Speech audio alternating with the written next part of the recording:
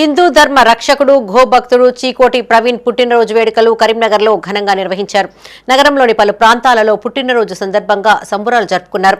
Tower circle ప్రాంతంలో అన్నప్రసాద వితరణ చేపట్టారు. అనంతరం గోమాతలకు గ్రాసం అందించారు.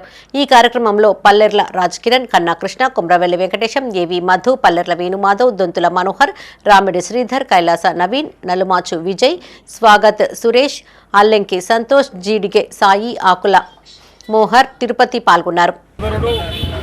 చీకోటి ప్రవీణ్ గారి బర్త్డే సందర్భంగా వారి మిత్ర బృందం పల్లెర్ల కిరణ్ ఆధ్వర్యంలో వారి మిత్ర బృందం అంతా కూడా కరీంనగర్ టవర్ సర్కిల్ ఏరియాలో వారి జన్మదిన సందర్భంగా అన్నదాన కార్యక్రమం ఏర్పాటు చేశారు.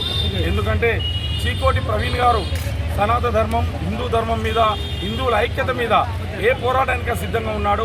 అలాంటి నాయకుల్ని కాపాడుకోవాల్సిన బాధ్యత, అలాంటి నాయకులకు మనం ముందు తీసుకోవాల్సిన బాధ్యత మనపై ఉంది. కావున ఇలాంటి కార్యక్రమం చేస్తున్నందుకు కిరణ్ మరియు వారి మిత్ర బృందాన్ని అభినందిస్తూ జన్మదినాన్ని పురస్కరించుకొని ప్రొద్దున్నే గోవులకు గోదాన, అన్నదానము మరియు హాస్పిటల్లో పేదలకు పళ్ళ పంపిణీ కార్యక్రమం కూడా చేపట్టడం జరిగింది.